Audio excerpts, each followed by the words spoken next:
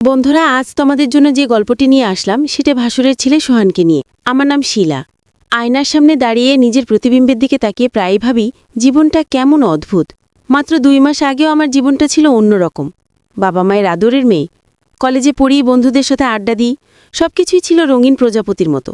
কিন্তু ভালোবাসার ট্যান সব রঙকে এক করে দিয়ে এমন এক পথে নিয়ে এলো যেখানে বাস্তবতার কঠিন রূপটা আমি প্রথমবার দেখতে পেলাম। আমার আর তুষারের বিয়েটা ছিল একটা প্রেমের পরিণতি।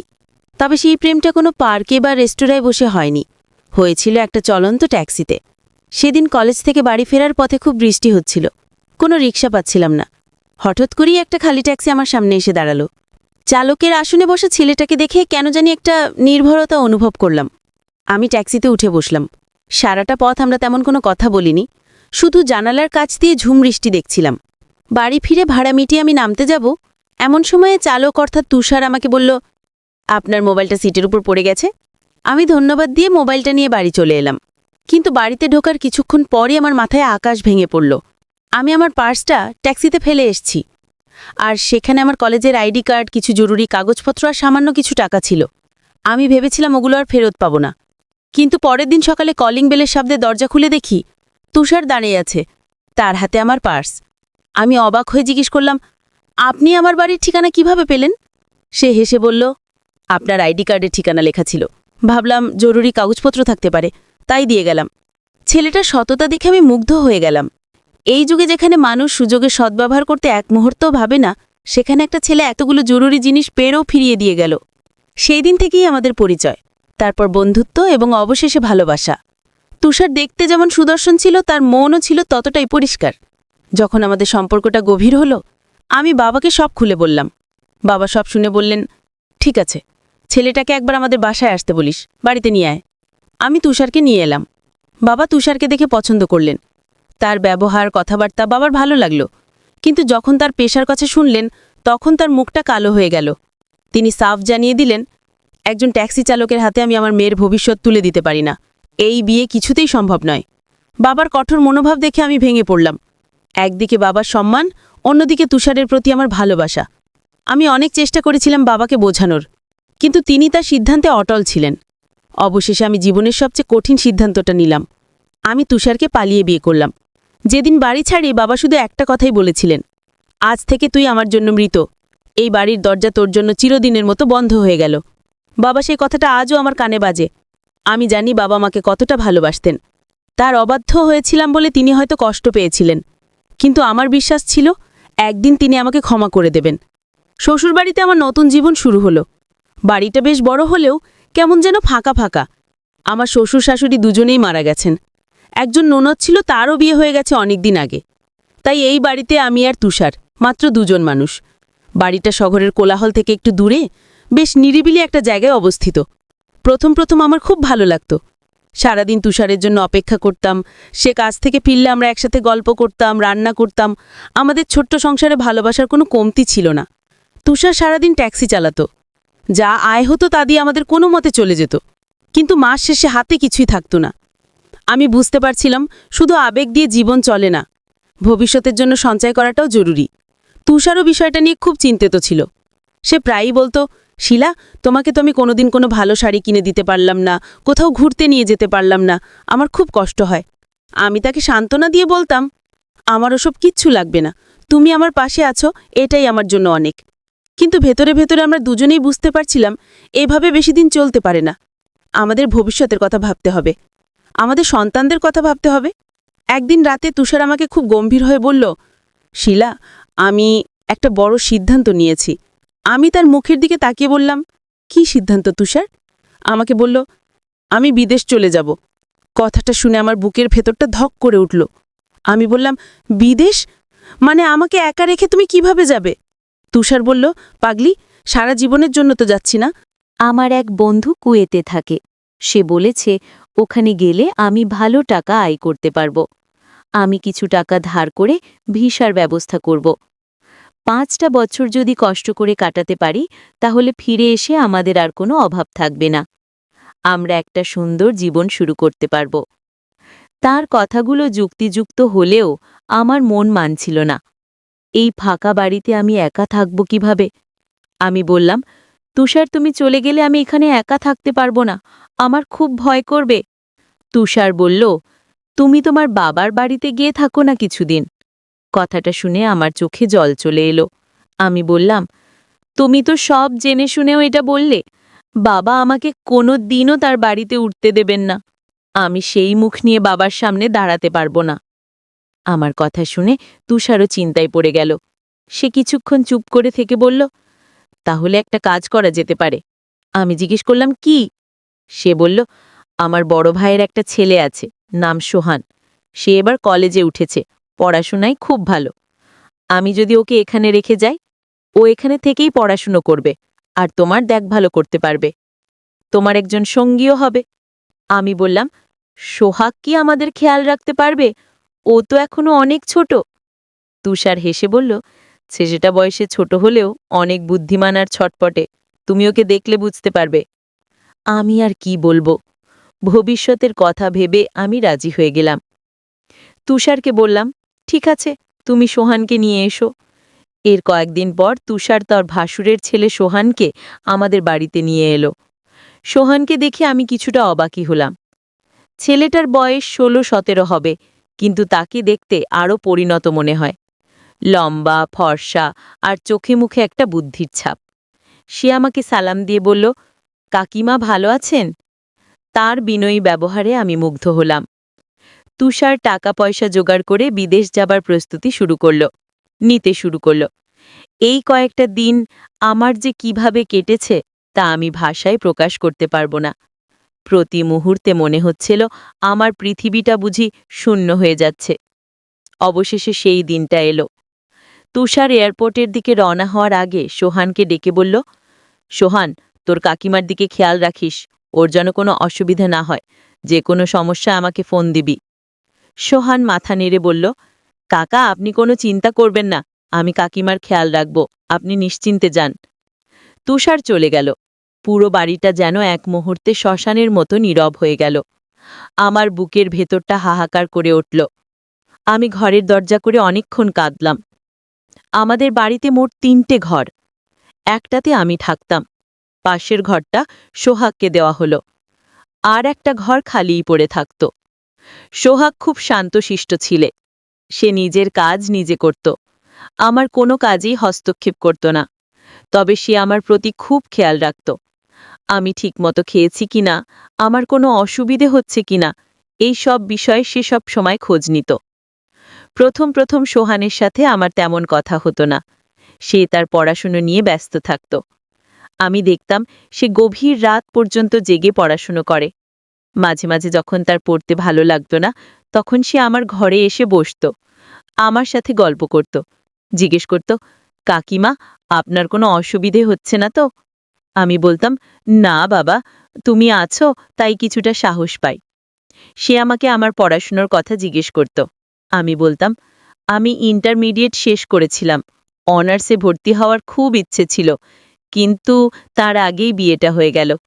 সোহান বলতো, কাকিমা, আপনি চাইলে এখনো পড়াশোনা শুরু করতে পারেন, আমি আপনাকে সাহায্য করব।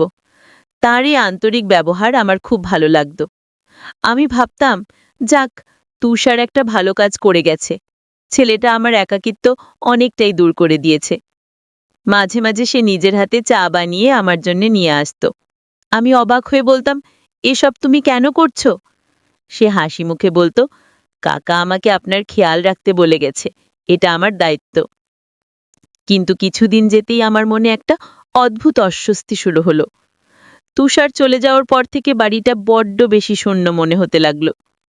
রাতের নিস্তব্ধতা যেন আমাকে গিলে খেতে আসত। আমি সারাদিন মন খারাপ করে বসে থাকতাম। সোহান আমার অবস্থা বুঝতে পারত। সে আমাকে হাসি খুশি রাখার জন্য অনেক চেষ্টা করত, মজার মজার গল্প শোনাতো। একদিন রাতে আমি একটা দুঃস্বপ্ন দেখলাম। আমি দেখলাম গভীর রাতে কেউ একজন আমাদের বাড়ির চারপাশে ঘুরে বেড়াচ্ছে। লোকটার মুখটা অন্ধকারে ঢাকা, কিন্তু তার চোখ দুটো অদ্ভুতভাবে চকচক করছে। আমি ভয়ে চেষ্টা করেও চিৎকার করতে পারছিলাম না। আমার গলা দিয়ে কোনো শব্দ বেরোচ্ছিল না। হঠাৎ আমার ঘুম ভেঙে গেল। আমি ধর্মর করে উঠে বসলাম। আমার সারা শরীর ঘামে ভিজে গেছে, বুকটা জোরে জোরে ধরফর করছে। আমি তাড়াতাড়ি এক গ্লাস জল খেলাম, কিন্তু আমার ভয় কিছুতেই কমছিল না। আমি মনে মনে ভাবলাম, এই কি স্বপ্ন দেখলাম আমি? তাহলে কি আমাদের বাড়িটা সত্যি সুরক্ষিত নয়? এই নির্জন জায়গায় যে কোনো সময় তো যে কোনো বিপদ হতে পারে। আমার মনটা অজানা আশঙ্কায় কেঁপে উঠল। আমি এখন কি করব কিছুই বুঝতে পারছিলাম না। পরের দিন সকাল থেকে আমার মনটা খুব অস্থির হয়ে রইল। রাতের দুঃস্বপ্নটা কিছুতেই মাথা থেকে তাড়াতে পারছিলাম না। আমি বারবার বাড়ির চারপাশটা ঘুরে ঘুরে দেখছিলাম সবকিছু ঠিক আছে কিনা। সোহাগ আমার অবস্থা দেখে জিজ্ঞেস করল, কাকিমা, আপনার কি শরীর খারাপ? আপনাকে খুব চিন্তিত লাগছে। আমি তাকে স্বপ্নের কথা বলতে গিয়েও থেমে গেলাম। ভাবলাম ছেলেটাকে ভয় পাইয়ে দিয়ে লাভ নেই, তাই প্রসঙ্গ এড়িয়ে বললাম, না তেমন কিছু না।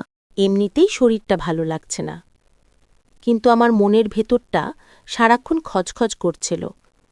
আমি সোহানকে ডেকে বললাম, সোহান, তোমাকে একটা কথা জিজ্ঞেস করি? সে বলল, হ্যাঁ কাকিমা, বলুন। আমি বললাম, তুমি কি প্রতিদিন এত রাত জেগে পড়াশোনা করো?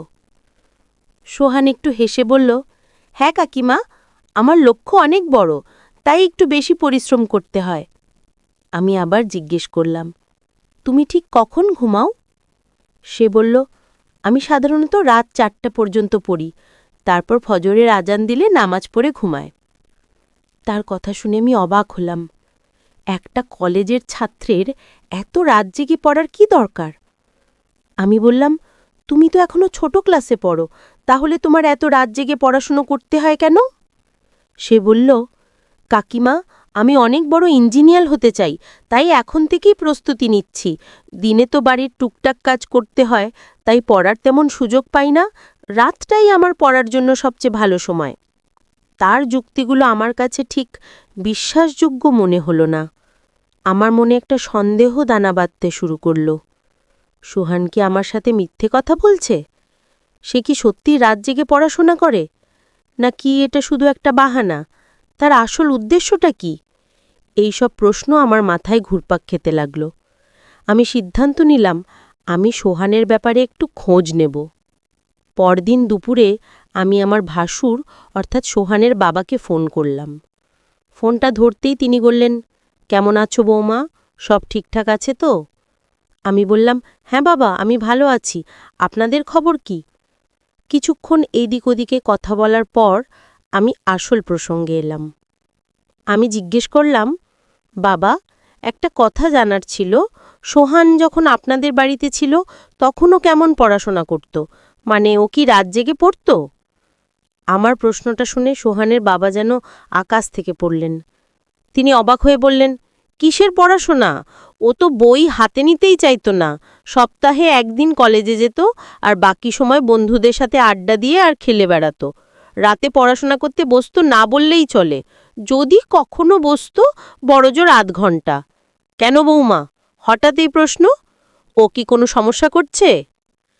তার কথাগুলো শুনে আমার পায়ের তলার মাটি সরে গেল। আমি নিজেকে সামলে নিয়ে বললাম, না না বাবা, কোনো সমস্যা না। ও তো এখানে এসে খুব পড়াশোনা করে, রাত জেগে পড়ে, তাই এমনি জিজ্ঞেস করলাম। ফোনটা রেখে আমি স্তব্ধ হয়ে বসে রইলাম। তাহলে সোহান আমার সাথে দিনের পর দিন মিথ্যে কথা বলে যাচ্ছে। কিন্তু কেন? একটা ছেলে কেন শুধু শুধু রাত জাগবে? তাহলে কি আমার দেখা দুঃস্বপ্নটা শুধু স্বপ্ন ছিল না? তাহলে কি সোহানেরও কোনো খারাপ উদ্দেশ্য আছে? আমার ভিতরটা ভয় আর সন্দেহে কাঁপতে শুরু করল। ভাসুরের শেষ কথাটা আমার কানে বাজছিল, সোহানকে একটু চোখে চোখে রেখো, ও ছোট তো। তাহলে কি আমি যাকে এতদিন বিশ্বাস করে এসেছি সে আসলে অন্য কেউ? আমি যাকে ভালো ছেলে ভাবছি সে কি ততটা ভালো নয়? সোহাগের বাবার সাথে কথা বলার পর থেকে আমার পৃথিবীটাই যেন ওলটপালট হয়ে গেল। যে ছেলেটাকে আমি আমার ভাইয়ের মতো দেখতাম, যার ওপর বিশ্বাস করে তুষার আমাকে রেখে গেছে, সেই ছেলেটাই আমার সাথে এত বড় মিথ্যাচার করছে। আমার মনটা বিষিয়ে উঠল। এখন এখন তার প্রতিটি কথা, প্রতিটি আচরণ আমার কাছে অভিনয় মনে হতে লাগল। সে যখন আমার জন্য চা নিয়ে আসত, আমার মনে হতো এর পেছনেও কোনো উদ্দেশ্য আছে। সে যখন আমার সাথে হেসে কথা বলতো, আমার সেই হাসিটাকে মেকি মনে হতো। আমি এখন তাকে চোখে চোখে রাখতে শুরু করলাম। সে কি করে, কোথায় যায়, কার সাথে কথা বলে, সব কিছুর উপর আমি নজর রাখতে লাগলাম। কিন্তু আমি বাইরে থেকে কিছুই বুঝতে পারছিলাম না। সে দিনের বেলায় বাড়ির টুকটাক কাজ করত, বিকেলে একটু খেলতে যেত, আর রাতে নিজের ঘরে দরজা বন্ধ করে দিত। আমি কয়েকবার রাতে চুপি চুপি তার ঘরের দরজার কাছে কান পেতে শোনার চেষ্টা করেছি। ভেতর থেকে কোনো পড়ার আওয়াজ পাইনি, শুধু মাঝে মাঝে মোবাইলে কিছু একটা করার শব্দ পেতাম। আমার সন্দেহটা আরও ঘনীভূত হল। তাহলে সে রাত জেগে পড়াশোনা করে না, মোবাইল ব্যবহার করে। কিন্তু সারা রাত ধরে মোবাইলে কি করে সে? আমার মাথায় নানা রকম কুচিন্তা আসতে লাগল। এই নির্জন বাড়িতে আমি একা একজন মহিলা, আর আমার সাথে থাকে একটা অচেনা স্বভাবের ছেলে। ওর মিথ্যে কথা বলার কারণে আমার মনে হচ্ছিল যে কোনো সময় কোনো অসুবিধাজনক ঘটনা ঘটে যেতে পারে। আমি রাতে ঠিকমতো ঘুমোতে পারতাম না, একটু শব্দ হলেই আমার ঘুম ভেঙে যেত। আমি ভয়ে জড়সড় হয়ে বসে থাকতাম। আমার মনে হচ্ছিল এই বুঝি সোহানোর কোনো অদ্ভুত উদ্দেশ্য আছে এবং সে আমার ঘরের দিকে আসছে। আমার নিজেকে খুব অসহায় লাগত। তুষারকে ফোন করে সব কথা খুলে বলবো, সেই উপায়ও ছিল না। সে বিদেশে নতুন কাজে গেছে। এই সময় তাকে এসব কথা বলে চিন্তা বাড়াতে চাইনি, আর বাবাকে তো বলার কোনো প্রশ্নই ওঠে না। আমি কার কাছে সাহায্য চাইব কিছুই বুঝতে পারছিলাম না। আমি সিদ্ধান্ত নিলাম আমাকেই কিছু একটা করতে হবে, আমাকে তার আসল উদ্দেশ্যটা খুঁজে বের করতে হবে। আমি তাকে সরাসরি কিছু জিজ্ঞেস করতে পারছিলাম না, কারণ তাতে সে হয়তো সতর্ক হয়ে যাবে। তাই আমি অন্য পথ ধরলাম। আমি ঠিক করলাম আমি তাকে পরীক্ষা করব। একদিন রাতে আমি সোহানের জন্য কফি বানিয়ে নিয়ে তার ঘরের দরজায় নক করলাম। সে দরজা খুলতেই আমি বললাম, সোহান, এখনো পড়ছিস? নে কফি খা, পড়তে পড়তে ঘুম চলে আসবে না? সোহান তো অবাক হলেও কফির মগটা হাতে নিয়ে বলল, ধন্যবাদ কাকিমা, আপনি কেন কষ্ট করতে গেলেন? আমি তার ঘরের ভেতরে উকি মেরে দেখলাম টেবিলের ওপর দুটো বই খোলা, কিন্তু তার হাবভাব দেখে মনে হলো না সে পড়ছিল। আমি বললাম, আমার একা একা ভালো লাগছিল না, ভাবলাম তোর সাথে একটু গল্প করি। সোহান সাথে সাথে বলল, হ্যাঁ চলুন না কাকিমা, অনেকক্ষণ ধরে পড়ছি, আমারও আর ভালো লাগছে না। আমি মনে মনে ভাবলাম, বাহ, যেই আমি গল্পের কথা বললাম অমনি পড়ার ক্লান্তি চলে গেল। আমি সোহানের ঘরে একটা চেয়ারে বসলাম। সে তার বইপত্র গুছিয়ে আমার সামনে বসল। আমি তার সাথে সাধারণ গল্প শুরু করলাম, তার কলেজ, বন্ধুবান্ধব, গ্রামের বাড়ির কথা ইত্যাদি। সেও খুব স্বাভাবিকভাবে সব প্রশ্নের উত্তর দিচ্ছিল। তার আচরণে কোনো অস্বাভাবিকতা খুঁজে পেলাম না। আমি বললাম, সোহাগ, তোমার কাকা চলে যাওয়ার পর থেকে আমার একদম ভালো লাগে না, বাড়িটা কেমন যেন গিলে খেতে আসে। তোমার সাথে একটু গল্প করলে আমার সময়টা কেটে যায়। সোহান বলল, কাকিমা, আপনার যখনই একা লাগবে আমাকে ডাকবেন, আমি চলে আসব। আমি বললাম, তাহলে তোমার পড়াশোনার কি হবে? সে খুব ভাবে বলল, আরে, একদিন পড়াশোনা না করলে কিচ্ছু হবে না, আপনার ভালো লাগাটা তার চেয়ে বেশি জরুরি। তার এই কথাগুলো আমার সন্দেহের আগুনে ঘি ঢালল। যে ছেলে ইঞ্জিনিয়ার হওয়ার জন্য রাত দিন এক করে ফেলছে, সে এত সহজে পড়াশোনা ছাড়তে রাজি হয়ে গেল। আমি ঠিক করলাম এই পরীক্ষাটা আমি চালিয়ে যাব। পরদিন রাতে আমি আবার তার জন্য খাবার নিয়ে গেলাম। আমি বললাম, সোহাগ, চলো আজ আমরা একসাথে বসে গল্প করি, রোজ রোজ একা খেতে আর ভালো লাগে না। সোহান এক কথায় রাজি হয়ে গেল। সে বলল, তাহলে তো অনেক ভালো হয় কাকিমা, আসলে আমিও বিভিন্ন গল্প শুনতে ভালোবাসি। আমি বললাম, তাহলে আমরা প্রতিদিনই গল্প করব, কেমন? সে খুশিতে উজ্জ্বল হয়ে বলল, তাহলে তো আরও ভালো হয়, আমার গল্প শুনতে খুব ভালো লাগে। আমি বললাম, তাহলে তুমি প্রতিদিনই পড়াশোনা বাদ দেবে? সে একটু চিন্তা না করে বলল, তাতে কোনো সমস্যা নেই, আমি দিনে কিছুটা সময় পড়ে নেব, রাতের বেলা আপনার সাথে গল্প করব। তার এই আচরণে আমি প্রায় নিশ্চিত হয়ে গেলাম যে পড়াশোনার ব্যাপারটা পুরোপুরি একটা নাটক। কিন্তু তার আসল উদ্দেশ্যটা কি সেটা আমি এখনও বুঝতে পারছিলাম না। সে কি শুধু আমার সঙ্গ পাওয়ার জন্য এসব করছে, নাকি এর পেছনে আরও গভীর কোনো ষড়যন্ত্র আছে? আমার ভয়টা আরও বেড়ে গেল। আমি এখন তার সাথে কথা বলার সময়ও একটা দূরত্ব বজায় রাখতে শুরু করলাম। কয়েকদিন পর আমি তাকে বললাম, সোহাগ, তুমি তো রাত জেগেই থাকো, একটা কাজ করতে পারবে? সে বলল, বলুন কাকিমা, কি করতে হবে? আমি বললাম, আমার রাতের বেলা খুব ভয় করে, তুমি কি রাতে আমার ঘরের বাইরের বারান্দায় একটু বসে থাকতে পারবে? তাহলে আমি একটু ঘুমাতে পারতাম। আমি ভেবেছিলাম আমার এই প্রস্তাবে সে হয়তো অবাক হবে বা আপত্তি করবে, কিন্তু আমাকে অবাক করে দিয়ে সে সাথে সাথে রাজি হয়ে গেল। সে বলল, ঠিক আছে কাকিমা, আপনি কোনো চিন্তা করবেন না, আমি আজ থেকে আপনার ঘরের বাইরেই থাকব। তারই সহজ সম্মতি আমার কাছে আরও রহস্যময় মনে হলো। কোনো ছেলে এত সহজে এমন একটা প্রস্তাবে রাজি হতে পারে? আমি ভাবলাম, আমি নিজের বিপদ নিজেই ডেকে আনলাম। সেই রাতটা ছিল আমার জীবনের সবচেয়ে খারাপ রাত। আমি নিজের ঘরে দরজা বন্ধ করে শুয়ে আছি, কিন্তু আমার চোখে এক ফোঁটাও ঘুম নেই। আমার সমস্ত মনোযোগ পড়ে আছে দরজার বাইরে। আমি জানি সোহাগ বারান্দায় একটা চেয়ারে বসে আছে, কিন্তু সে কি সত্যিই বসে আছে নাকি অন্য কিছু করছে? আমার মনে হচ্ছিল প্রতিটা মুহূর্ত যেন এক একটা যুগের মতো দীর্ঘ। বাইরের ঝিঝি পোকার ডাকও আমার কাছে অচেনা কোনো ষড়যন্ত্রের শব্দ বলে মনে হচ্ছিল। আমি কান খাড়া করে রেখেছিলাম। কিছুক্ষণ পরপর আমি একটা হালকা খচখচ শব্দ শুনতে পাচ্ছিলাম। আমার মনের মধ্যে ভয় কাজ করছিল। আমি কাকে ডাকব, কি করব, কিছুই ভেবে পাচ্ছিলাম না। আমার হাত পা ঠান্ডা হয়ে আসছিল।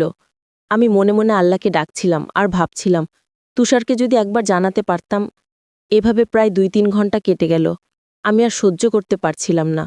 আমার মনে হচ্ছিল এভাবে ভয়ে ভয়ে বাঁচাচ্ছে সরাসরি মোকাবিলা করাই ভালো। আমি মনে সাহস সঞ্চয় করে বিছানা থেকে উঠলাম। দরজার কাছে গিয়ে এক ঝটকায় দরজাটা খুঁড়ে ফেললাম। দরজা খুলতেই আমি যা দেখলাম তার জন্য আমি প্রস্তুত ছিলাম না। আমি দেখলাম সোহাগ চেয়ারে বসে নেই।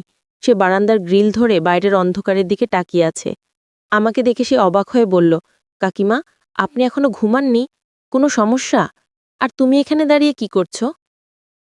সোহাগ আমার গলার স্বরে কিছুটা থমথু খেয়ে গেল। সে বলল, কাকিমা, তেমন কিছু না। আমি শুধু দেখছিলাম চারপাশটা ঠিক আছে কিনা। আমি আর নিজেকে সামলাতে পারলাম না। আমার ভেতরে জমে থাকা সমস্ত ভয়, রাগ আর সন্দেহ একসাথে বেরিয়ে এলো।